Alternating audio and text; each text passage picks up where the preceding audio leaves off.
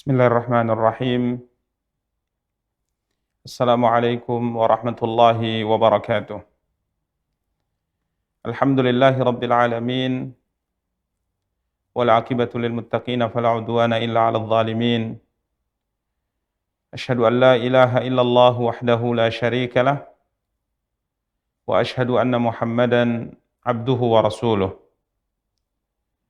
Salawatu rabbi wa salamuhu alaihi wa ala alihi wa ashabihi wa man ihtada bihadyihi wastanna bisunnatihi ila yaumiddin wa sallama tasliman katsira, amma ba'du.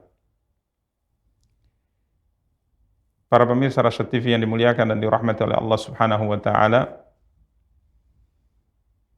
dan para akhwat yang alhamdulillah masih bisa kembali mengikuti kajian kita via Zoom.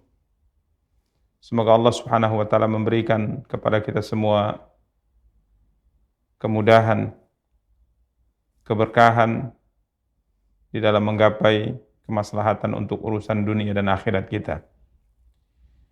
Para pemirsa Rasyad TV dan para akhwat yang dimuliakan dan dirahmati oleh Allah Subhanahu wa taala, biidznillah pada pertemuan kali ini insyaallah taala kita akan kembali melanjutkan kajian tafsir Al-Qur'anil Karim, tafsir juz amma dari karya yang telah ditulis oleh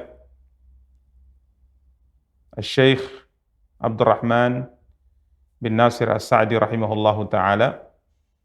Karya beliau Taisir Al-Karimir Rahman fi tafsiri kalami Al-Mannan, yang alhamdulillah pada pertemuan yang lalu kita telah mulai masuk pada pembahasan tafsir beliau rahimahullahu taala, tafsir surat Al-Buruj. Alhamdulillah pada pertemuan yang lalu kita telah selesaikan pembahasan ayat yang pertama sampai yang ketiga, bahkan alhamdulillah kita telah mulai mencoba untuk membaca tafsir beliau pada ayat yang keempat. Para pemirsa dan para akhwat yang dimuliakan dan dirahmati oleh Allah Subhanahu wa taala, insyaallah taala kita akan lanjutkan kajian tafsir Al-Qur'an Al-Karim kita ini, yang insyaallah pada kesempatan yang berbahagia kali ini kita akan mencoba untuk menjelaskan tafsir beliau dari ayat kelima, atau mungkin bisa kita ulang dari ayat yang keempat, dan insyaallah kita akan mencoba untuk menjelaskan sampai pada ayat yang ke-11 biidznillahi tabaraka wa ta'ala. Maka kembali kita ingatkan sebelum kita melanjutkan kajian tafsir Al-Quran Al-Karim kita ini, sebagai nasihat untuk diri kita pribadi dan para pemirsa dan para akhwat sekalian, agar senantiasa terus-menerus memperbaiki niat dan meluruskan niat dalam melakukan amal ibadah kepada Allah Subhanahu wa taala, sehingga amal ibadah tersebut kelak akan diberikan oleh Allah Subhanahu wa taala darinya kepada kita balasan yang besar tatkala kita bertemu dengan Allah Subhanahu wa taala. Karena Nabi kita yang mulia sallallahu alaihi wasallam bersabda, "Wa innama likulli imri'in ma nawa." Wa innama likulli imri'in ma nawa, di mana balasan yang akan Allah Subhanahu wa taala berikan kepada seorang hamba dalam amalnya itu semua tergantung kepada niatnya. Artinya tatkala ia ikhlas melakukan satu ibadah kepada Allah Subhanahu wa taala, maka Allah akan berikan ganjaran dan pahala kepadanya. Namun sebaliknya, tatkala ia melakukan satu ibadah tidak diiringi dengan niat yang ikhlas kepada Allah Subhanahu wa taala, maka Allah sama sekali tidak akan memberikan ganjaran dan balasan yang baik kepadanya. Maka para pemirsa dan para akhwat yang dimuliakan dan dirahmati oleh Allah Subhanahu wa taala, sebelum kita melanjutkan kajian tafsir Al-Qur'an Al-Karim kita, maka kembali kita ingatkan untuk kembali meluruskan niat, mengikhlaskan apa yang kita lakukan pada kesempatan kali ini hanya untuk mengharapkan ridha Allah Subhanahu wa taala. Berikutnya kita persilahkan untuk membaca dari ayat yang keempat sampai ayat yang ke-11. Tafadhal. A'udzu billahi minasy syaithanir rajim.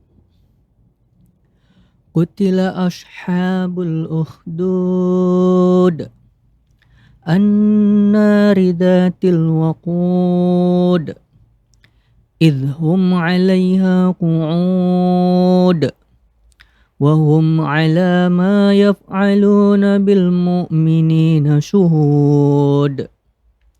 وما نقموا منهم إلا أن يؤمنوا بالله العزيز الحميد الذي له ملك السماوات والأرض والله على كل شيء شهيد.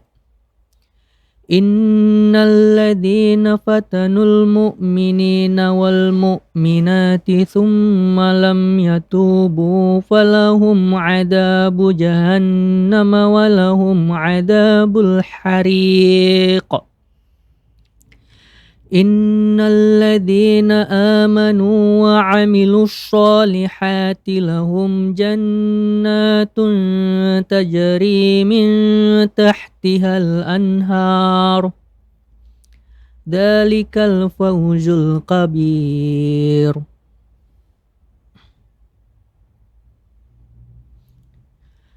Binasalah orang-orang yang membuat parit, yaitu para pembesar Najran di Yaman, yang berapi yang mempunyai kayu bakar. Ketika mereka duduk di sekitarnya, sedang mereka menyaksikan apa yang mereka perbuat terhadap orang-orang mukmin. Dan mereka menyiksa orang-orang mukmin itu hanya karena orang-orang mukmin itu beriman kepada Allah yang Maha Perkasa, Maha Terpuji, yang memiliki kerajaan langit dan bumi. Dan Allah Maha menyaksikan segala sesuatu.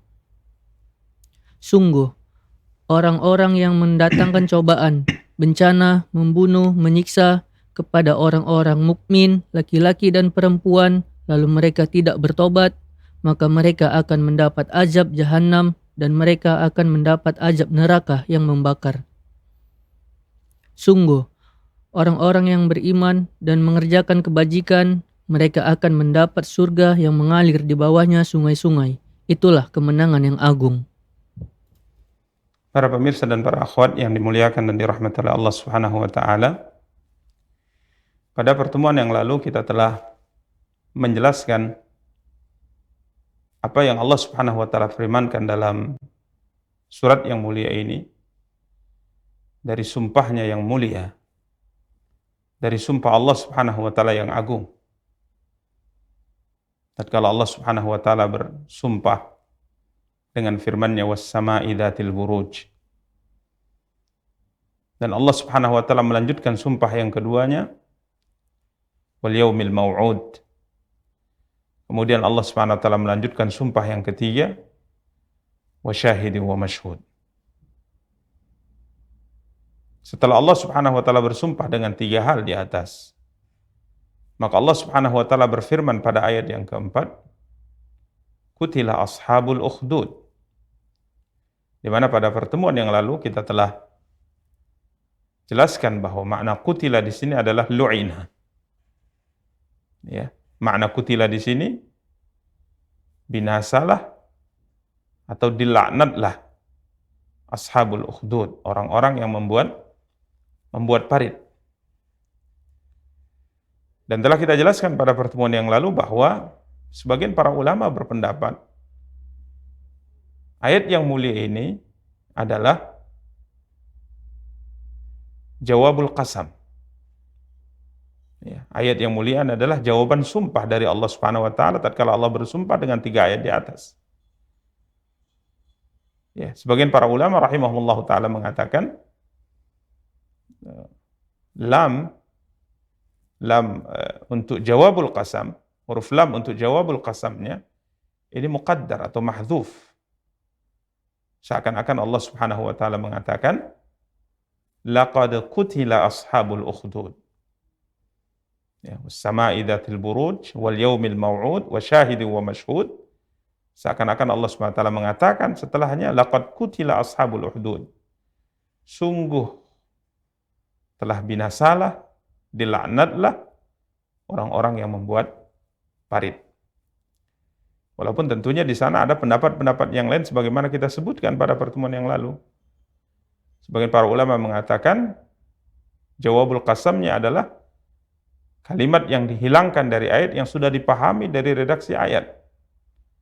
Ya, sebagian ulama mengatakan was-sama'i dzatil buruj wal yaumil mau'ud wa syahidi wa mashhud la tub'atsun. Sungguh kalian akan dibangkitkan. Intinya sebagian para ulama berpendapat kutila ashabul ukhdud di sini adalah jawabul qasam. Di mana Al-Imam As-Sa'di rahimahullahu taala secara umum menjelaskan bahwa ashabul ukhdud di sini adalah qauman kafirin. Mereka adalah satu kaum yang kafir, orang-orang yang kafir. Dan orang-orang kafir ini adalah penguasa saat itu. Dan di bawah kekuasaan mereka kaum mukminun. Ya, di bawah penguasaan mereka orang-orang yang beriman. Kemudian para penguasa kafir ini memaksa orang-orang yang beriman untuk keluar dari agamanya. Kafir kepada Allah Subhanahu wa taala. Maka orang-orang beriman menolak ajakan mereka. Maka orang-orang kafir tersebut, para penguasa kafir tersebut kemudian membangun parit, menggali parit. Kemudian parit ini dihidupkan padanya api. Lubang-lubang parit yang besar tersebut dihidupkan padanya api dengan menggunakan kayu bakar. Ya. Kemudian mereka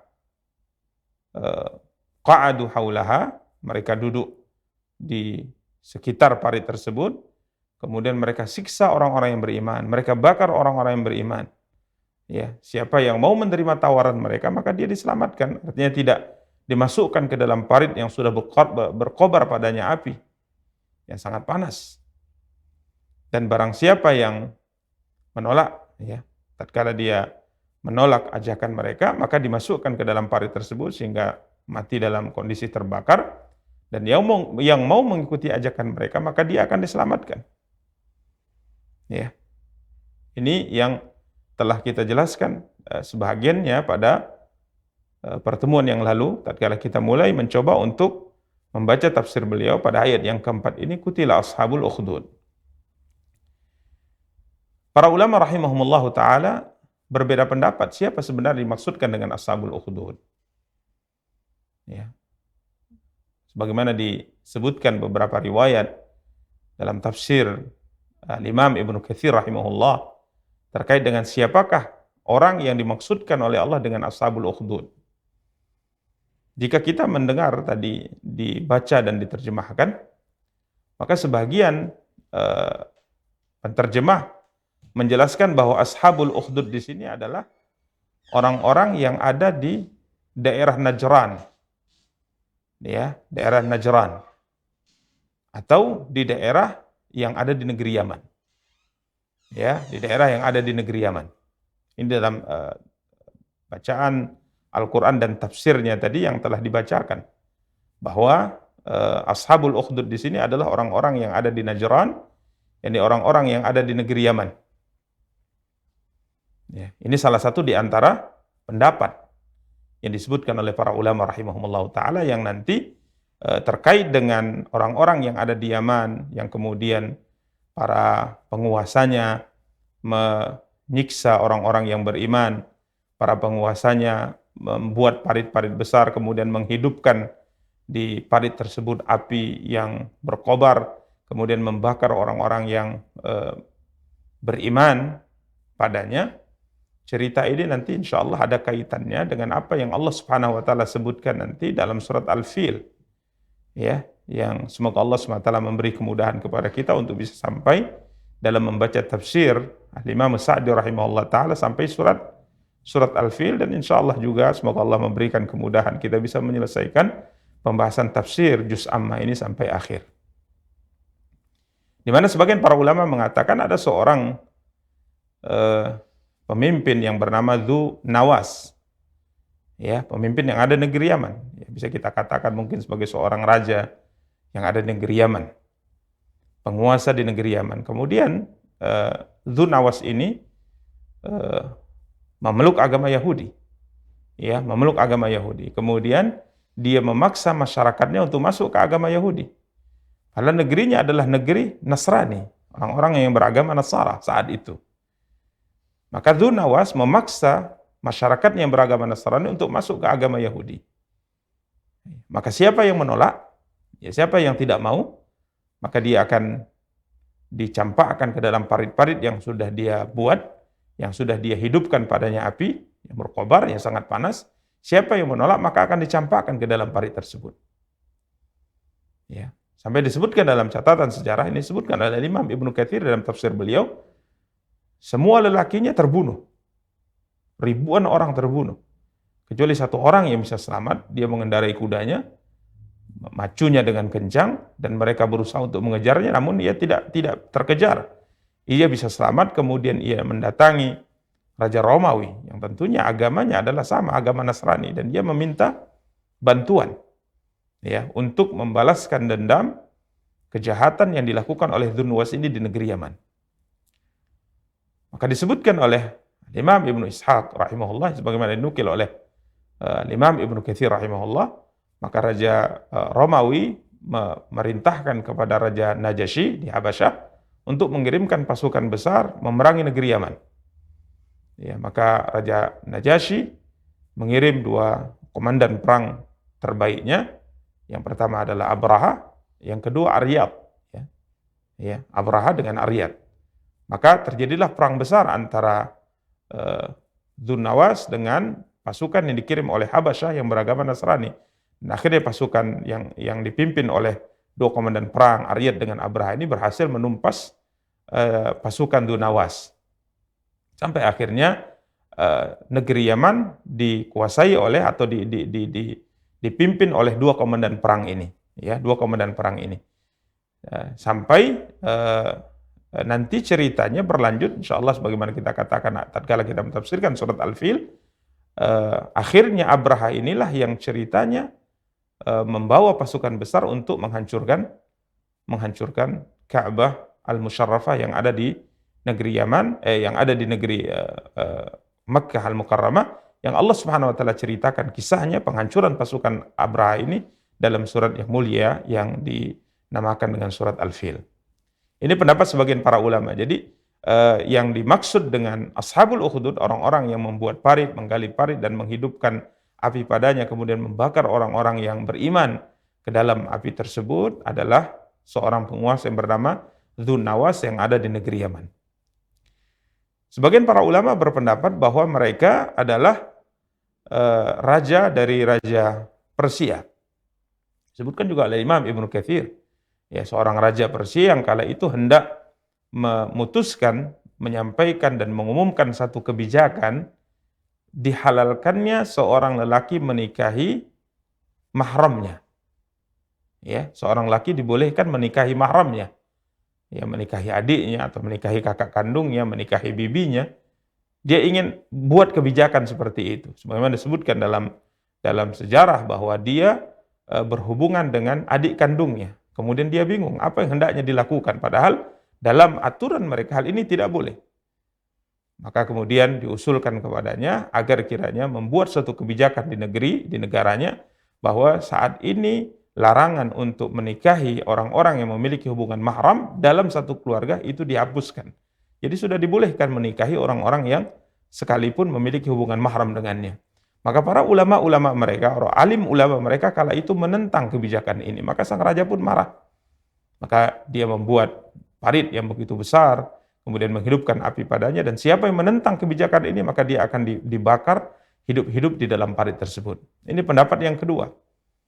Bahkan ada pendapat yang ketiga disebutkan Imam Ibnu Katsir, dan cerita tentang pendapat yang ketiga ini masyhur ya. Kita insyaallah semua pernah mendengarnya tatkala Nabi kita yang mulia SAW bersabda, hadis sahih diriwayatkan Imam Muslim dari seorang sahabat bernama Suhaib Ar-Rumi radhiyallahu taala an, tatkala Nabi SAW bercerita bahwa dahulu orang sebelum kalian ada seorang raja yang memiliki tukang sihir. Hadis masyhur, cerita masyhur. Seorang raja yang memiliki tukang sihir yang sudah sangat tua. Sehingga tukang sihir ini akhirnya meminta kepada raja untuk dihadirkan kepadanya seorang pemuda yang ia bisa ajarkan kepadanya ilmu sihir. Karena ia sudah tua. Tidak lama lagi ia akan meninggal. Maka ia meminta kepada raja seorang pemuda yang cerdas, seorang pemuda yang pintar, yang bisa diwariskan kepadanya ilmu sihir yang akan melanjutkan ilmu sihir ini sebagai seorang yang akan selalu mendampingi sang raja dalam masa jabatannya. Maka sang raja kemudian mengirimkan kepada seorang pemuda yang cerdas, seorang pemuda yang pintar, yang setiap harinya belajar kepada tukang sihir ini tentunya praktek-praktek sihir.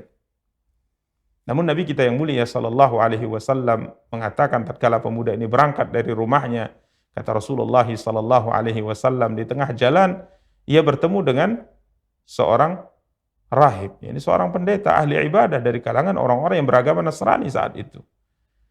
Maka pemuda ini terkesan dengan nasihat, dengan pengajaran, dengan ujangan yang disampaikan oleh sang pendeta. Sehingga akhirnya menyebabkan kehadirannya untuk belajar ilmu sihir kepada tukang sihir tersebut menjadikan ia terlambat, ya. Sehingga tukang sihir kemudian marah dan menghukumnya. Maka pemuda ini mengadu kepada rahib, kepada pendeta tadi, maka pendeta mengatakan, jika seandainya nanti tukang sihir marah karena engkau terlambat, maka katakan yang menyebabkan aku terlambat adalah keluargaku. Dan jika seandainya engkau pulang nanti ke rumah terlambat juga, sehingga keluargamu marah kepadamu, maka katakan yang menyebabkan aku terlambat pulang adalah tukang sihir.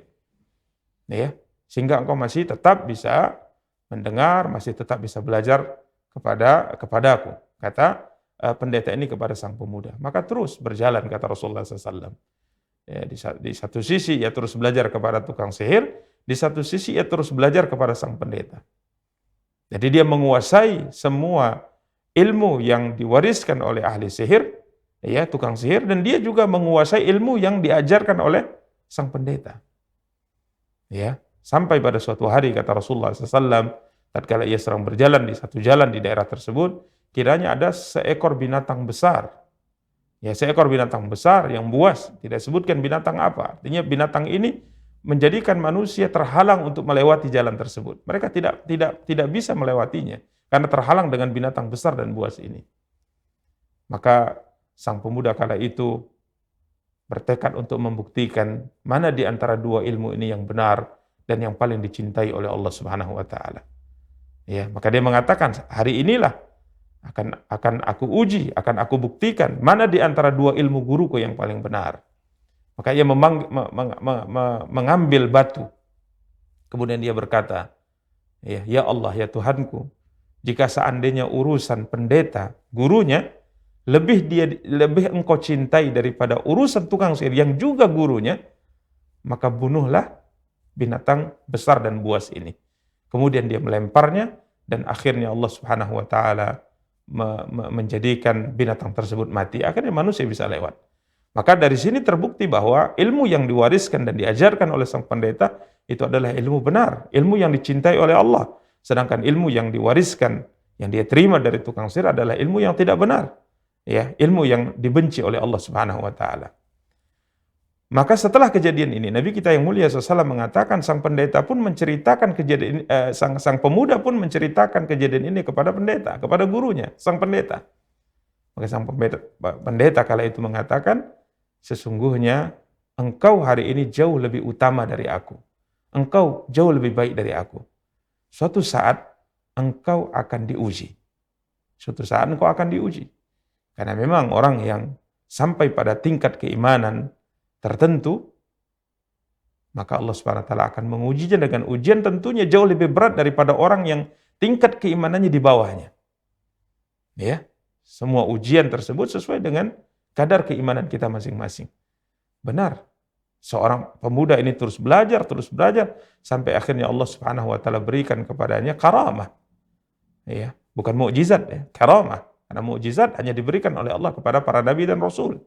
Allah berikan kepadanya karamah, kemuliaan, di mana melalui perantara tangannya dengan izin Allah, banyak orang yang sembuh dengan doanya. Ya, orang yang sakit kulit, bahkan yang buta juga bisa sembuh. Bahkan banyak penyakit yang bisa disembuhkan oleh pemuda ini dengan izin Allah Subhanahu wa taala. Tatkala informasi ya karomah yang dimiliki oleh sang pemuda ini sampai di telinga seorang buta, dan seorang buta ini adalah teman dekat raja yang hari-harinya selalu duduk, kata Rasulullah SAW, dengan sang raja. Maka dia datang dengan membawa harta yang sangat banyak. Dia datang dengan membawa harta yang sangat banyak sebagai hadiah jika seandainya pemuda ini bisa menyembuhkan kebutaan yang ada pada matanya. Maka teman raja ini berkata kepada sang pemuda, ya, jika seandainya engkau bisa menyembuhkan aku, maka semua harta yang kau lihat ini adalah milikmu. Maka sang pemuda mengatakan, aku tidak bisa menyembuhkan siapapun, yang menyembuhkan itu hanya Allah SWT semata. Jika seandainya engkau mau beriman kepada Allah, maka aku akan mencoba untuk berdoa kepada Allah SWT agar kiranya Allah memberikan kesembuhan kepadamu. Maka teman raja ini pun beriman, dan pemuda berdoa kepada Allah. Akhirnya Allah SWT berikan kesembuhan kepada teman raja ini sehingga ia bisa kembali melihat.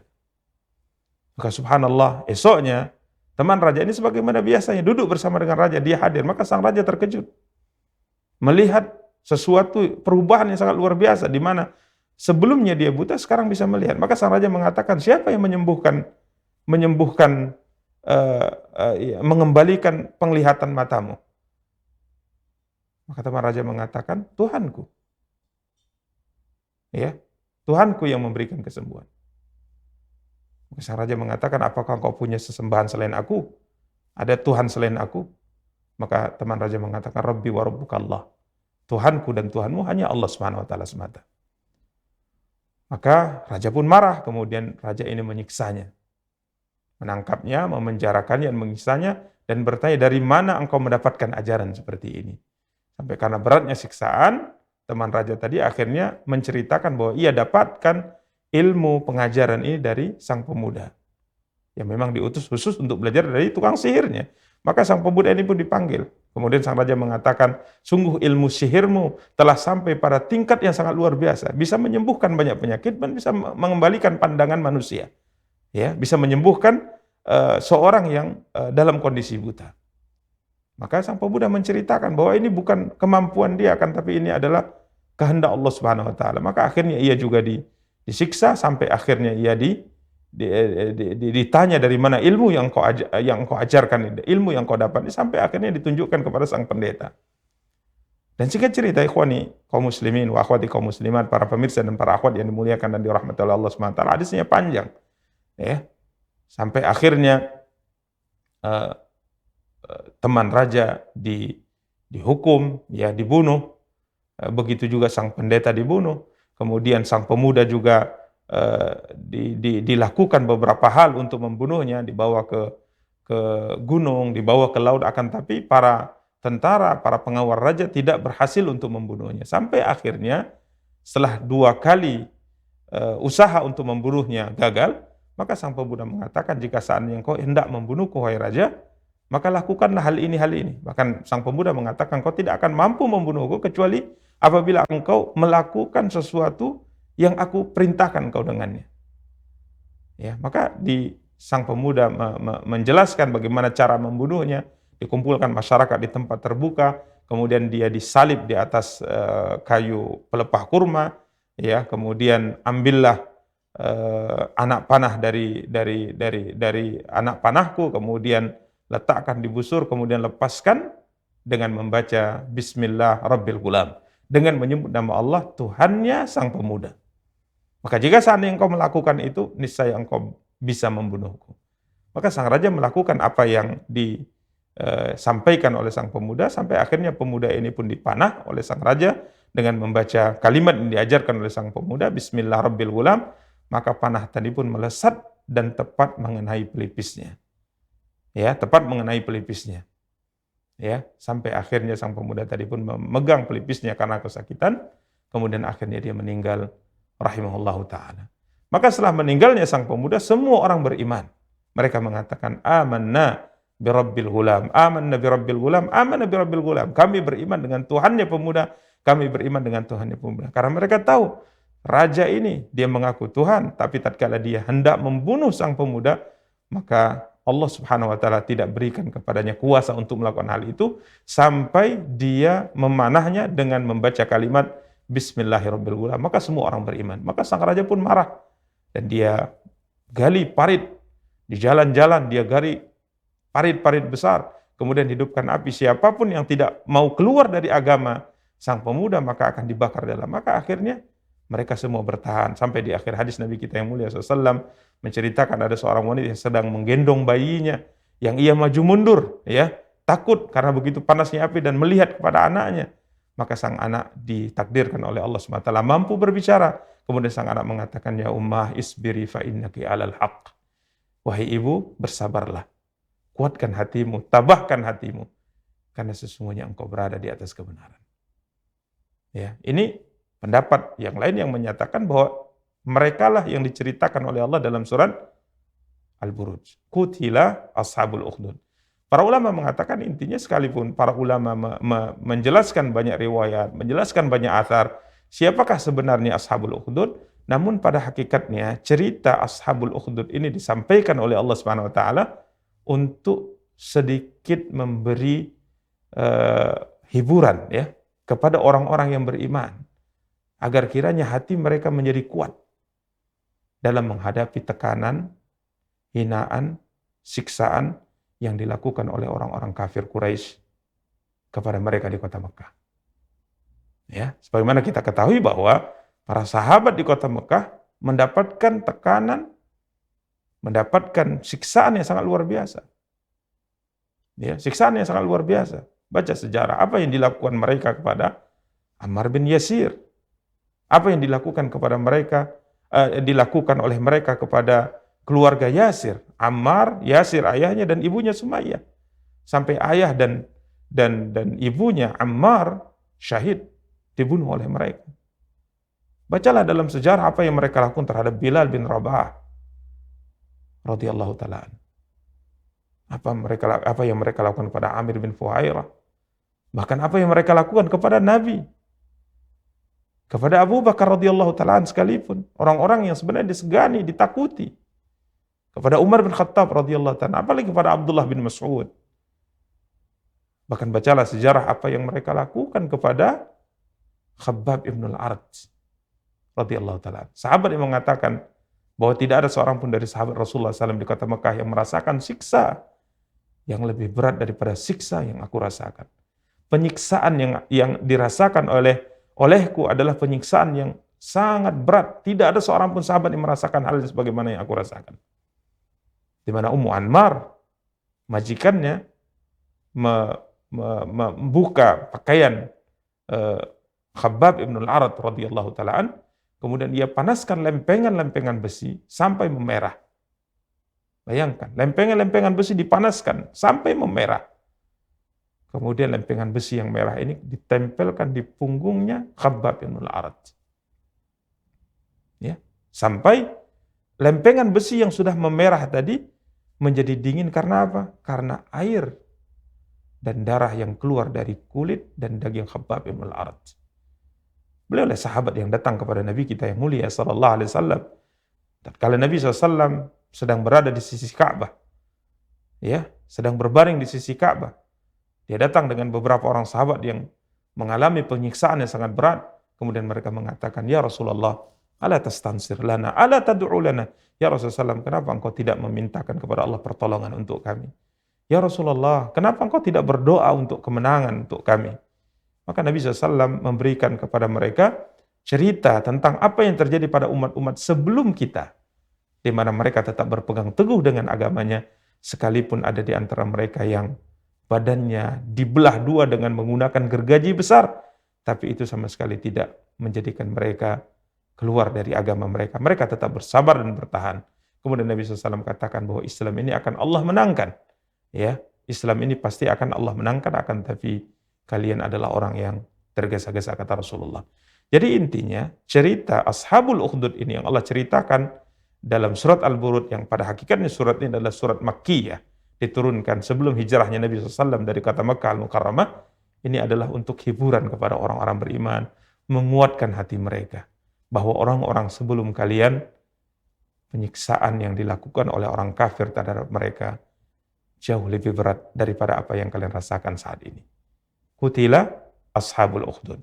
Maka Allah Subhanahu wa taala menceritakan bagaimana bentuk penyiksaan yang dilakukan oleh orang kafir tatkala mereka membakar orang-orang beriman di parit-parit yang sudah mereka gali dan sudah mereka hidupkan padanya api. Maka Allah Subhanahu wa taala mengatakan pada ayat yang kelima, an-nari dzatil waqud. Ya, an-nari dzatil waqud. Imam As-Sa'di rahimahullah taala tatkala menyebutkan tafsir, beliau menggabungkan tafsir ayat kelima, 6, 7 dan 8 dalam satu penjelasan saja. Karena ini hakikatnya adalah penjelasan dari Allah Subhanahu wa taala tentang sifat penyiksaan yang dilakukan oleh mereka terhadap orang-orang yang beriman. Maka pada ayat yang kelima Allah berfirman, an-nari dzatil waqud, yang berapi atau dinyalakan dengan kayu bakar. Ini sebagaimana kita jelaskan tadi, mereka menggali parit besar, kemudian parit besar ini dihidupkan di dalamnya api dengan menggunakan kayu bakar. Waqud itu adalah bahan yang digunakan untuk membakar. Waqud. Ya, berbeda kalau seandainya membacanya wuqud dengan dhammah. Ya, dengan dhammah baris depan. Wuqud itu artinya kobaran apinya. Tapi waqud itu adalah bahan bakarnya. Ya, bahan bakarnya. Kemudian Allah SWT melanjutkan firman-Nya pada ayat yang ke-6, idhum 'alaiha qu'ud, ketika mereka duduk di sekitarnya. Ketika mereka duduk di sekitarnya. Siapa yang duduk di sekitar parit ini? Ini orang-orang kafir. Ya.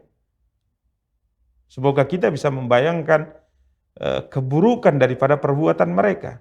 Jadi, sebagian para ulama rahimahullah taala mengatakan idhum, mereka di sini adalah orang kafir tersebut. Ya, walaupun sebagian para ulama mengatakan hum di sini adalah orang yang beriman. Ya. Jadi idhum 'alaiha qu'ud, ketika mereka di sini siapa? Pendapat yang pertama orang kafir. Orang kafir yang duduk di sekitar parit. Sebagian para ulama berpendapat idhum ketika mereka, yakni orang yang beriman. Ya. Orang yang beriman duduk di sekitar parit. Sehingga para ulama mengatakan orang-orang beriman tatkala dicampakkan ke dalam parit besar yang berkobar di dalamnya api, kondisi mereka dalam keadaan diikat dalam kondisi duduk. Ya. Jadi tidak dalam kondisi berdiri, dalam kondisi duduk diikat sehingga mereka lebih merasakan menurut orang kafir panasnya dan sakitnya mati dengan terpanggang dalam api yang begitu panas. Ini pendapat yang kedua kan, tapi pendapat ini dilemahkan oleh sebagian para ulama. Yang sahih wallahu taala alam, yang kuat wallahu taala alam, hum di sini, mereka di sini adalah orang kafir. Jadi orang kafir menikmati penyiksaan yang mereka lakukan terhadap orang yang beriman. Nasallallahu salamul afiyah. Ya, menikmati penyiksaan yang mereka lakukan dan mereka saksikan. Jadi mereka menyiksa orang-orang beriman dengan membakar hidup-hidup orang-orang beriman ke dalam parit-parit tersebut, dan mereka duduk menyaksikannya dengan berbangga dan bersenang-senang. Ini luar biasa, keburukan yang sangat luar biasa. Ya, kasih sayang yang hilang dari hati mereka.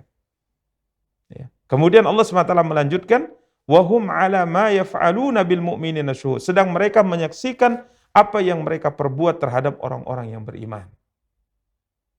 Kemudian Allah lanjutkan pada ayat yang ke-8, wa ma naqamu minhum illa ayyu'minu billahil azizil hamid. Dan mereka tidaklah menyiksa orang-orang beriman itu melainkan karena orang-orang yang beriman itu beriman kepada Allah yang Maha Aziz, yang Maha Perkasa, lagi Maha Hamid, yang Maha Terpuji Subhanahu wa ta'ala. Al-Imam As-Sa'di rahimahullahu ta'ala tatkala mentafsirkan ayat-ayat ini, sebagaimana kita sebutkan, beliau menggabungkan tafsir ayat yang ke-5 sampai ayat yang ke-8. Beliau berkata, Allah Subhanahu wa ta'ala mentafsirkan ukhdud, parit yang telah dihidupkan padanya api tersebut. Allah mengatakan an-nari dzatil waqud idhum 'alaiha qu'ud wa hum 'ala ma yaf'aluna bil mu'minina syuhud. Wa hadza min a'dhami ma yakunu min at-tajabburi wa qasawatil qulub. Apa yang dilakukan oleh mereka ini menunjukkan akan kesombongan dan keangkuhan serta kerasnya hati mereka, buruknya hati mereka. Kenapa? Li'annahum jama'u bainal kufri bi ayatillah wa mu'anadatiha, di mana mereka mengumpulkan antara yang pertama keingkaran kepada ayat-ayat Allah dan menentang ayat-ayat Allah, di sisi lain mereka juga memusuhi ya orang-orang yang beriman dan menyiksa mereka dengan siksa yang sangat luar biasa di atas. Allati tanfatiru minhul qulub, siksa yang menyebabkan hati ini merasa sedih melihatnya. Bagaimana mungkin seorang manusia merasa senang, merasa bahagia melihat manusia sepertinya dibakar dalam keadaan hidup-hidup. Wa hudurihim iyyahum inda ilqa'i fiha, di mana mereka hadir di sana. Mereka melihatnya dan mereka bersenang-senang dengannya. Kemudian Allah mengatakan, apa yang mereka lakukan itu dan tidak bukan ya annahum ma naqamu minal mu'minin illa khaslah yumdahuna 'alaiha. Kenapa mereka sangat membenci orang-orang beriman? Menyiksa orang-orang beriman dengan siksaan tersebut. Bahkan mereka melihat penyiksaan tersebut dengan mata kepala mereka secara langsung dan mereka merasa senang dengannya, merasa bangga dengannya, merasa puas dengannya. Padahal orang-orang beriman tatkala dimusuhi dan disiksa dengan penyiksaan tersebut, tidaklah mereka melakukan suatu perbuatan yang tercela. Mereka hakikatnya melakukan perbuatan yang terpuji.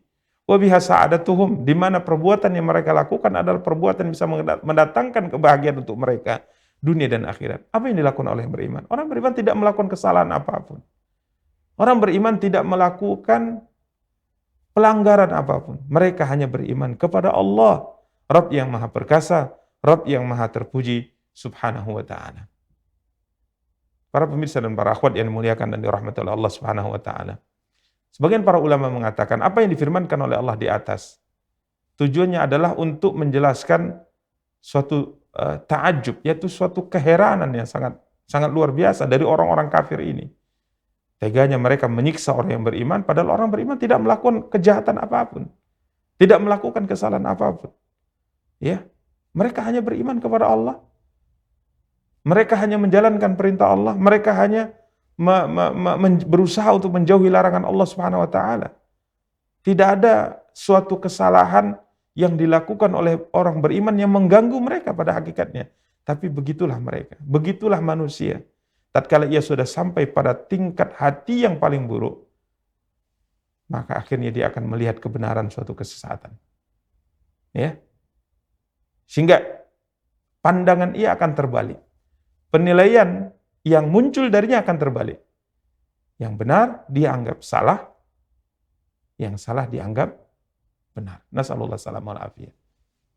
Ya, karenanya para pemirsa dan para akhwat yang dimuliakan dan dirahmati oleh Allah Subhanahu wa taala, pada beberapa pertemuan yang lalu kita telah jelaskan ini bahwa hati orang yang sudah dipenuhi oleh hawa nafsu, jauh dari Allah Subhanahu wa taala, maka menurutnya kebenaran adalah yang sesuai dengan hawa nafsunya. Ya, menurutnya yang salah itu yang tidak sesuai dengan hawa nafsunya. Ini yang ditakutkan.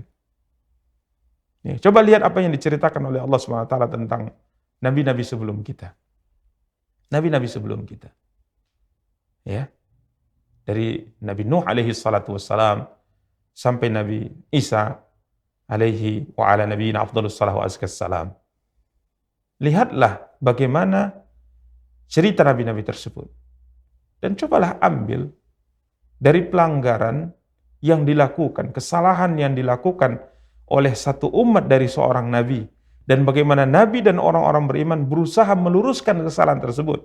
Yani satu pelanggaran dan kesalahan yang disepakati oleh semua manusia itu merupakan perbuatan keji, itu merupakan perbuatan buruk. Tapi coba lihat, apa anggapan kaum tersebut, masyarakat tersebut tatkala diingatkan bahwa mereka telah melakukan satu perbuatan yang hina, satu perbuatan yang salah, satu perbuatan yang keji, yang pada hakikatnya semua manusia sepakat itu merupakan perbuatan yang keji. Tapi begitulah hati yang rusak, begitulah manusia yang sudah condong kepada hawa nafsunya. Kebaikan menurutnya adalah keburukan, sedangkan keburukan menurutnya adalah kebaikan. Kesesatan menurutnya adalah kebenaran, kebenaran menurutnya adalah kesesatan. Lihatlah Nabi Lut alaihi assalam. Apa yang dilakukan oleh umatnya? Liwat, homoseksual. Di mana tidak ada seorang manusia yang normal kecuali mengatakan bahwa itu merupakan perbuatan yang sangat keji. Melanggar aturan. bertentangan dengan syariat Allah, bertentangan dengan ketentuan Allah yang Allah tentukan di alam semesta ini untuk makhluknya. Hatta sekalipun di binatang. Tapi tatkala Nabi Lut dan orang-orang yang beriman bersama beliau berusaha mengingatkan kaumnya akan perbuatan yang sangat menjijikkan itu, perbuatan yang sangat keji itu, coba lihat apa tanggapan kaumnya, apa tanggapan masyarakatnya. Allah Subhanahu wa taala berfirman dalam surah An-Naml ayat 56, "Fama kana jawab qaumihi illa an qalu akhriju ala lutin min qaryatikum innahum unasun yatatahharun." Allahul musta'an. Tatkala Nabi Lut alaihi salatu wasallam mengajak kaumnya untuk meninggalkan perbuatan yang sangat keji tersebut. Yang kita katakan tadi, keji menurut semua manusia. Bahkan tatkala kita berbicara di bangsa hewan juga itu merupakan perbuatan yang keji. Ya. Maka apa jawaban mereka tatkala diingatkan? Maka tidak lain jawaban kaumnya melainkan mengatakan, usirlah Lut beserta keluarganya, artinya orang-orang yang beriman bersamanya, dari negerimu. Karena sesungguhnya mereka itu orang-orang yang mendakwakan dirinya bersih. Ya, subhanallah, orang yang berusaha menyampaikan kebaikan, mengajak manusia kepada kebaikan, kembali kepada fitrah, kembali kepada Allah, mengajak beriman kepada Allah, malah dianggap orang-orang yang kotor. Sedangkan orang-orang yang hakikatnya jatuh ke dalam lumpur maksiat, melakukan kekufuran kepada Allah, menentang Allah dan Rasulnya, maka mereka adalah orang-orang mulia, orang-orang terpuji. Ini sesuatu yang sangat menakutkan jika terjadi pada seseorang. Maka para pemirsa dan para akhwat yang dimuliakan dan dirahmati Allah, tidak ada doa yang kita panjatkan kepada Allah Subhanahu wa taala kecuali Allahumma arinal haqqa haqqa warzuqna ittiba'ah wa arinal batila batilan warzuqna istinabah. Allahumma la tulabbis alaina al-haqqa fanadhil. Ya Allah, ya Tuhan kami, tampakkanlah kebenaran di hadapan kami sebagai kebenaran dan berikan kepada kami kemudahan untuk mengikutinya. Dan ya Allah, tampakkan di hadapan mata kami kebatilan itu adalah sebuah kebatilan dan berikan kemudahan kepada kami untuk menjauhinya. Ya Allah, ya Tuhan kami, jangan Engkau jadikan suatu kebenaran di pandangan kami adalah sesuatu yang samar. Jangan Engkau samarkan kebenaran di hadapan kami, sehingga kami tidak bisa memilah mana hak, mana batil, mana benar, mana salah. Sehingga karena kebenaran itu samar, kami bisa menjadi orang-orang sesat, ya Allah. Jelaskan kebenaran kepada kami, terangkan kebenaran kepada kami, dan berikan kepada kami kemampuan untuk mengikutinya.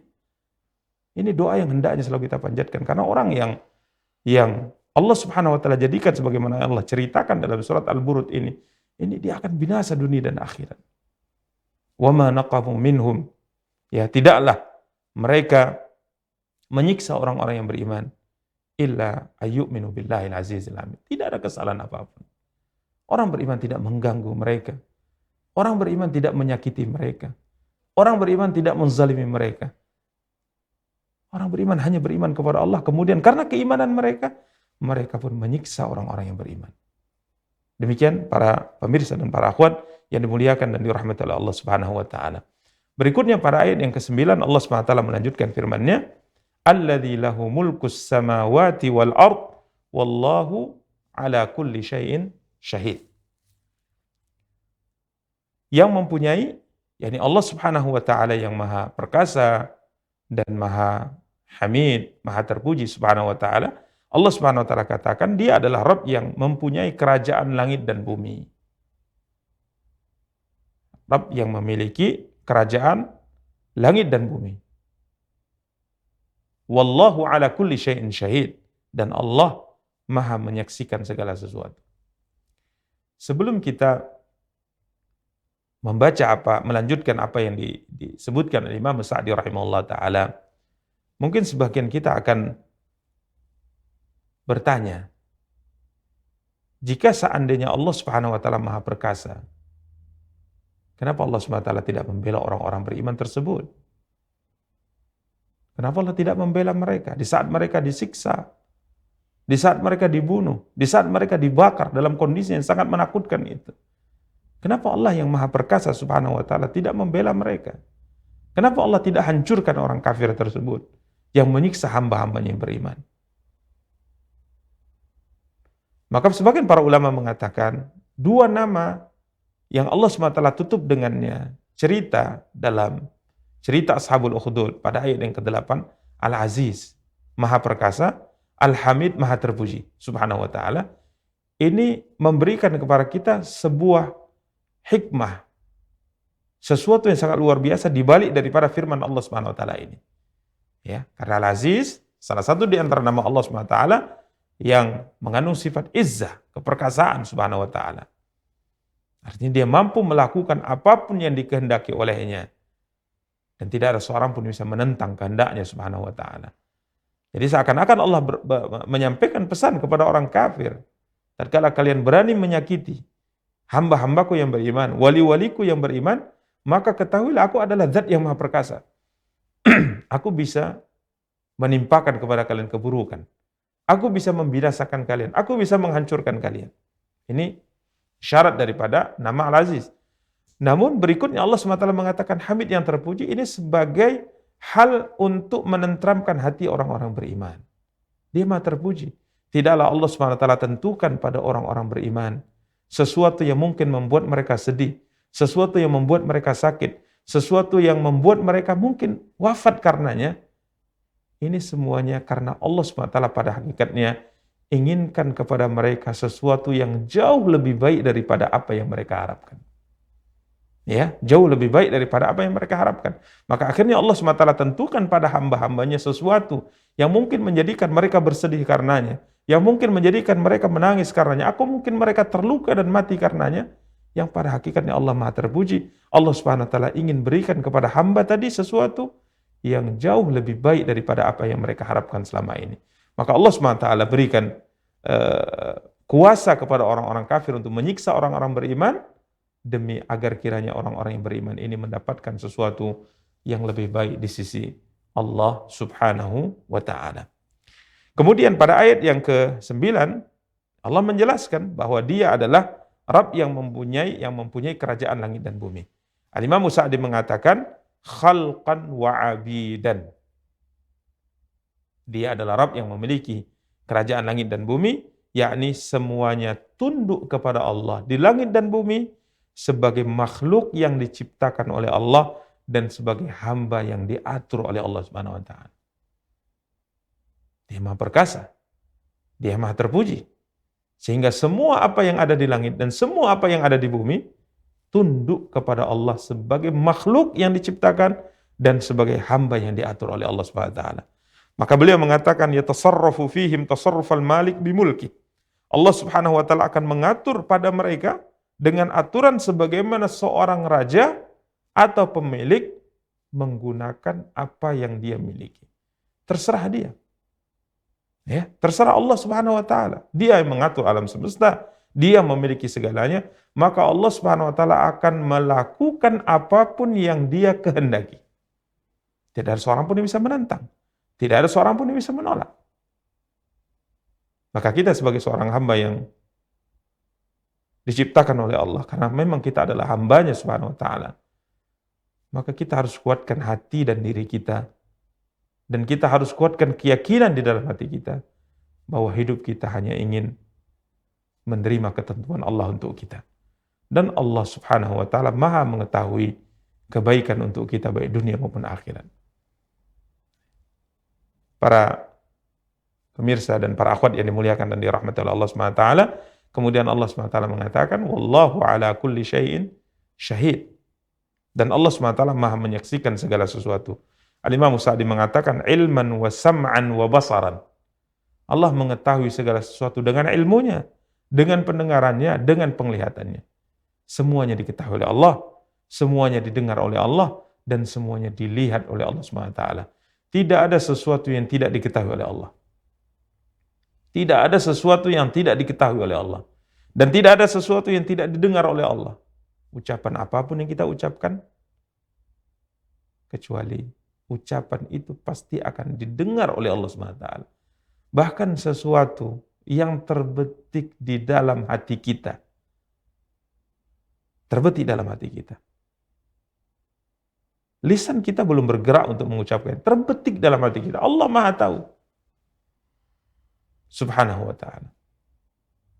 Maka Allah Subhanahu wa ta'ala mengatakan, ya'lamu kha'inatal a'yun wa ma tukhfis sudur. Dia Allah Maha tahu mata-mata yang berkhianat, yang melihat sesuatu yang dilarang oleh Allah Subhanahu wa ta'ala, dan dia Maha tahu dengan apa yang disembunyikan oleh hati manusia.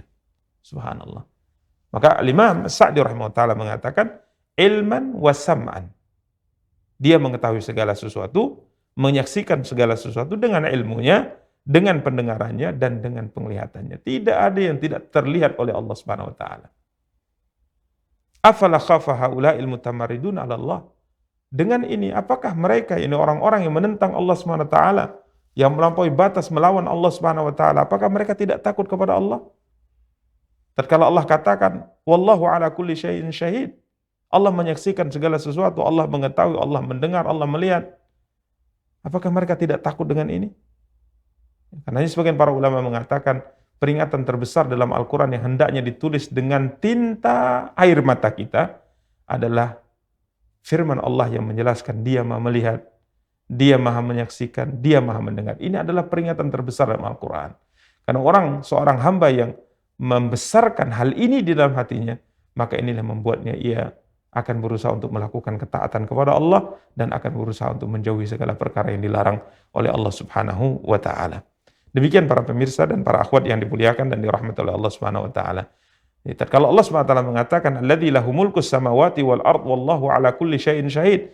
Allah yang mempunyai kerajaan langit dan bumi. Dia mengatur segalanya sesuai dengan yang dikehendaki olehnya, dan Allah menyaksikan segala sesuatu. Ini hakikatnya adalah ancaman kepada mereka, kepada orang-orang yang menentang Allah, kepada orang-orang yang bermaksiat kepada Allah. Kenapa kalian tidak takut kepada Allah? Padahal Allah adalah zat yang sebagaimana disebutkan pada ayat yang ke-9 ini. Kemudian Allah Subhanahu wa ta'ala melanjutkan firman-Nya pada ayat yang ke-10. Innal ladzina fatanul mu'minina wal mu'minat tsumma lam yatubu falahum adzabu jahannam wa lahum adzabul hariq. Sebelum kita lanjutkan ayat yang mulia ini, coba para pemirsa dan para akhwat yang dimuliakan dan dirahmati Allah, kita kembali menggambarkan sesuatu yang dilakukan oleh orang kafir terhadap orang-orang beriman yang disebutkan Allah pada ayat sebelumnya yang sudah kita bacakan di atas. Manusia-manusia diciptakan oleh Allah lebih memilih keimanan daripada kekafiran. Mereka beriman kepada Allah. Mereka tidak melakukan kejahatan apapun, tidak melakukan kezaliman apapun. Kemudian orang kafir marah kepada mereka. Orang kafir kemudian menyiksa mereka dengan penyiksaan yang bukan biasa. Bukan dipukul, bukan yang lainnya, akan tapi dibunuh dengan pembunuhan yang sangat kejam. Dibakar dengan menggunakan api. Dan tatkala orang-orang beriman ini dibakar, tadi sudah kita sebutkan, mereka hadir di sana menyaksikan dan seakan-akan mencari kepuasan dalam penyiksaan tersebut. Mencari kelezatan di dalam penyiksaan tersebut. Coba lihat. Bayangkan ini, baru kemudian bacalah apa yang difirmankan oleh Allah Subhanahu wa taala pada ayat yang ke-10. Setelah terbayang bagi kita apa yang mereka lakukan, kesombongan, keangkuhan, kekejaman, kebengisan mereka, bacalah apa yang Allah firmankan dalam ayat yang ke-10. Innal ladzina fatanul mu'minina wal mu'minat. Sesungguhnya orang-orang yang mendatangkan cobaan kepada orang-orang yang beriman dari kalangan lelaki dan dari kalangan perempuan. Jadi yang menyiksa orang beriman dengan penyiksaan di atas, kemudian Allah mengatakan, tsumma lam yatubu. Tsumma lam yatubu. Mereka tidak bertaubat. Mereka tidak menyesal, mereka tidak bertaubat dari perbuatan keji yang mereka lakukan di atas, maka untuk mereka adzabu jahannam. Untuk mereka azab jahannam, dan bagi mereka azab neraka yang membakar. Para pemirsa dan para akhwat yang dimuliakan dan dirahmati Allah, Imam Sa'di mengatakan pada tafsir ayat yang mulia ini, kemudian Allah mengancam, namun di satu sisi Allah memberi janji. Satu sisi Allah mengancam. Apa ancaman yang Allah sampaikan? Mereka ini akan dimasukkan oleh Allah ke dalam neraka jahanam. Kemudian Allah Subhanahu wa taala akan siksa mereka dengan api yang membakar mereka. Sebagaimana mereka membakar orang-orang yang beriman dalam kehidupan dunia, maka siksanya juga seperti itu. Kama tadinu tudan. Sebagaimana kamu berbuat, maka balasan yang akan Allah timpakan kepadamu setimpal atau seperti pelanggaran yang kau lakukan. Al-jaza'u min jinsil amal. Balasan itu sejenis dengan perbuatan yang kau lakukan. Sebagaimana mereka di dunia menyiksa orang beriman dengan membakar orang beriman, maka Allah akan siapkan untuk mereka siksa yang sangat pedih, yang sangat panas dari siksa api neraka Allah Subhanahu wa taala. Ini ancaman. Tapi Al-Imam Sa'di mengatakan wa au'adahum. Di sisi lain Allah memberi janji. Sekalipun mereka adalah orang yang sangat kejam, sekalipun mereka orang yang sangat keji, yang sangat bengis, yang melakukan dosa-dosa yang sangat luar biasa, tapi Allah tetap memberikan harapan kepada mereka. Allah mengatakan tsumma lam yatubu, dengan catatan siksa itu akan ditimpakan Allah kepada mereka di akhirat jika mereka di dunia tidak bertaubat. Jika di dunia mereka tidak bertaubat, subhanallah. Allah tawarkan taubat kepada orang-orang yang keji seperti ini. Kalau kalian bertobat, seakan-akan itu yang dikatakan oleh Allah. Jika seandainya kalian bertobat kepada Allah, menyesali perbuatan itu, kemudian kalian beriman, maka semuanya itu akan diampuni oleh Allah Subhanahu wa taala. Maka Imam Sa'di menukilkan perkataan Imam Hasan Al-Basri rahimahullah, "Unzuru ila hadzal karami wal jud." Al-Imam Hasan Al-Basri berkata, lihatlah wahai kaum muslimin, kemurahan, kedermawanan, kebaikan dari Sang Pencipta Subhanahu wa taala.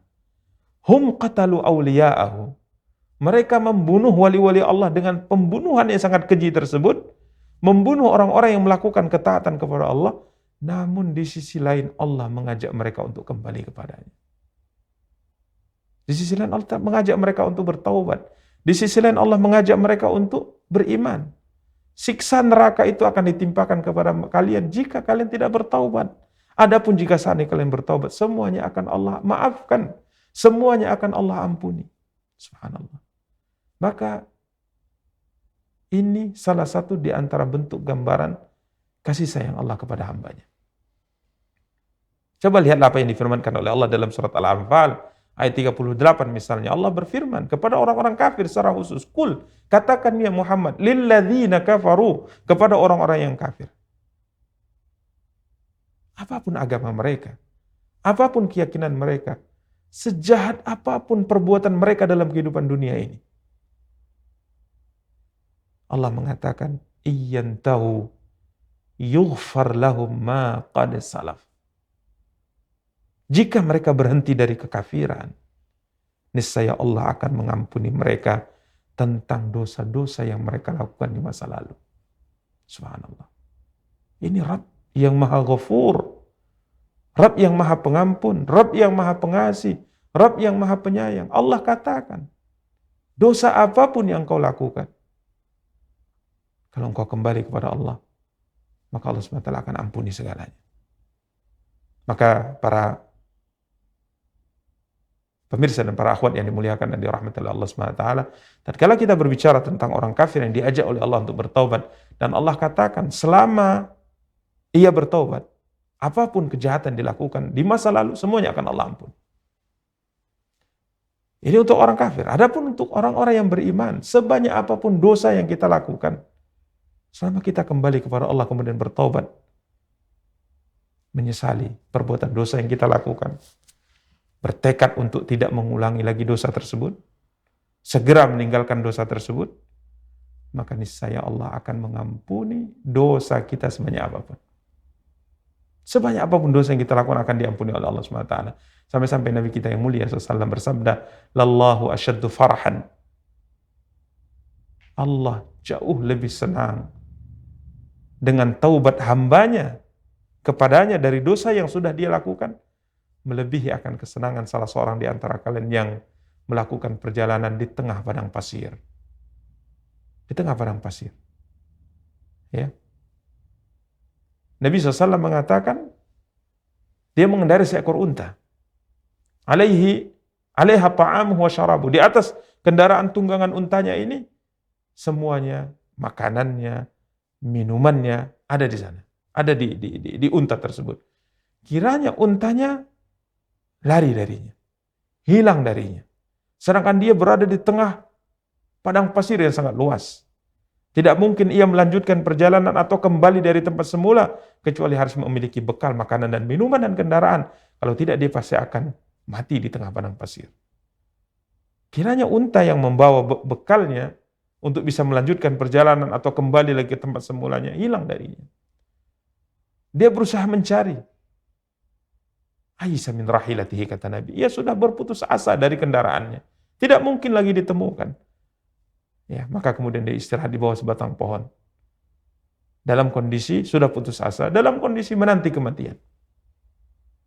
Maka ia pun tertidur, kata Rasulullah SAW. Tiba-tiba tatkala dia bangun, dia lihat kendaraannya, tunggangannya, untanya, tiba-tiba sudah berada di sisinya. Maka dia pun dengan sigap, dengan cepat mengambil tali kekang untanya, sehingga akhirnya dia mampu memegangnya. Karena begitu sangat senangnya, kata Rasulullah SAW, dia berkata, berterima kasih kepada Allah, bersyukur kepada Allah dengan mengatakan, Allahumma anta abdi wa ana rabbuk. Akhta'a min syiddatil farah, kata Nabi SAW. Dia pun bersyukur kepada Allah, berterima kasih kepada Allah, karena begitu sangat senangnya, sampai dia salah ucap, salah berkata. Dia mengatakan, ya Allah, sesungguhnya Engkau adalah hambaku, dan aku adalah Tuhanmu. Salah bersyukur, salah berkata karena begitu sangat bahagianya. Yang tadinya terbayang baginya adalah kematian. Tiba-tiba ia bisa selamat dengan izin Allah. Maka dia mengatakan, Allahumma anta rabbi, Allahumma anta abdi wa ana rabbuk. Ya Allah, Engkau adalah hambaku, sedangkan aku adalah Tuhanmu. Seharusnya dia mengatakan, ya Allah, aku adalah hambamu, sedangkan Engkau adalah Tuhanku. Berterima kasih kepada Allah. Dia salah ucap, dia salah berkata. Maka Nabi mengatakan, Allah lebih senang dengan hambanya yang kembali kepadanya, bertobat kepadanya, melebihi kebahagiaan hamba ini yang diceritakan oleh Nabi, yang kembali mendapatkan perbekalannya, kembali mendapatkan unta tunggangannya, tatkala ia sudah berputus asa dan dia yakin akan mati. Ma'asyiral muslimin, yang dimuliakan dan dirahmati oleh Allah Subhanahu wa taala, maka Allah Subhanahu wa taala mengajak hamba-hambanya untuk kembali kepadanya, bertaubat kepadanya, sekalipun dia orang kafir, sekalipun dia banyak melakukan dosa-dosa yang sangat luar biasa, semua diceritakan dalam surat Al-Buruj ini. Sekalipun mereka menyiksa dengan penyiksaan yang begitu berat, tapi Allah tetap, kata Imam Sa'di rahimahullah, Allah tetap memberikan janji kepada mereka. Siksa itu tidak akan kalian terima kalau kalian taubat. Summa lam yatubu. Kemudian pada ayat berikutnya, dan ini adalah ayat terakhir yang bisa kita bahas pada kesempatan yang berbahagia kali ini, Allah Subhanahu wa taala melanjutkan firman-Nya, innal ladzina amanu wa 'amilus salihati lahum jannatun tajri min tahtihal anhar dzalikal fawzul kabir. Sebagaimana pada pembahasan-pembahasan sebelumnya, tatkala kita menjelaskan tentang metode Al-Quran dalam menjelaskan hal-hal yang seperti ini, di sini juga kembali Allah Subhanahu wa taala berfirman. Setelah Allah menyebutkan tentang apa yang akan didapat oleh orang-orang kafir di dalam neraka Jahannam, apa yang akan mereka dapatkan nanti di akhirat daripada siksa-siksa yang berat yang Allah persiapkan untuk mereka, nasallallahu alaihi wasallam al-afiyah, maka metode Al-Quran setelah Allah menyebutkan ashabun nar, penduduk neraka, maka Allah SWT berikutnya memberikan firman yang menjelaskan tentang ashabul jannah, ini orang-orang yang akan masuk ke dalam surga. Allah SWT berfirman, innal ladzina amanu, sesungguhnya orang-orang yang beriman, wa amilus salihat, dan beramal saleh, lahum jannatun tajri min tahtil anhar. Ya, bagi mereka surga yang tajri min tahtil anhar, yang mengalir di bawahnya sungai-sungai. Dzalikal fawzul kabir, itulah keberuntungan yang sangat besar, itulah kemenangan yang sangat besar. Al-Imam Sa'di rahimahullah berkata, setelah Allah menyebutkan hukuman yang akan Allah berikan kepada orang-orang yang zalim, maka Allah sebutkan setelahnya balasan, pahala yang akan Allah SWT berikan kepada orang-orang beriman. Maka Allah berfirman, sesungguhnya orang-orang beriman dengan hatinya, biqulubihim, beriman dengan hatinya. Wa amilus salihati bijawarihihim, beramal saleh dengan anggota tubuhnya. Hatinya beriman, kemudian iman ini ditampakkan dengan amal. Ya, mengimani Allah SWT, mengimani Rasulnya, mengimani kebenaran Islam. Ya, kemudian setelahnya dia beramal, dia mengerjakan salat, dia berpuasa, dia menutup aurat, dia bersedekah, dia melakukan kebaikan-kebaikan dalam kehidupan dunia. Ya, beriman dengan hatinya, beramal saleh dengan anggota tubuhnya, maka Allah berjanji untuk mereka surga-surga yang mengalir di bawahnya sungai-sungai. Kemudian Allah mengatakan, "Dzalikal fauzul kabir." Itulah keberuntungan, itulah kemenangan yang sangat besar. Alladzi hasala bihil fauz biridallah wa dari karamatihi, di mana hamba ini mendapatkan keberuntungan dengan mendapatkan ridha Allah Subhanahu wa taala, dan juga keberuntungan dengan tempat kemuliaan yang Allah anugerahkan kepadanya, diizinkan dia untuk masuk ke dalam surga Allah Subhanahu wa taala. Para pemirsa dan para akhwat yang dimuliakan dan dirahmati Allah Subhanahu wa taala, mungkin hanya ini dapat kita jelaskan pada pertemuan kita kali ini. Semoga apa yang kita sampaikan memberikan kepada kita semua kemudahan untuk bisa berusaha semaksimal mungkin memperbaiki amal ibadah kita kepada Allah Subhanahu wa taala, dan terus memperbaiki diri kita dan amal kita, iman kita, sampai kita bertemu dengan Allah Subhanahu wa taala. Dan insyaallah pada pertemuan yang akan datang kita akan lanjutkan pembahasan tafsir surat Al-Buruj dari karya Imam Sa'di rahimahullah. Insyaallah kita mulai pada ayat yang ke-12 bi'idnillahi tabaraka wa ta'ala. Demikian, semoga ada faedahnya. Kita cukupkan. Subhanaka Allahumma wa bihamdik, asyhadu an la ilaha illa anta, astaghfiruka wa atubu ilaika. Wassalamualaikum warahmatullahi wabarakatuh.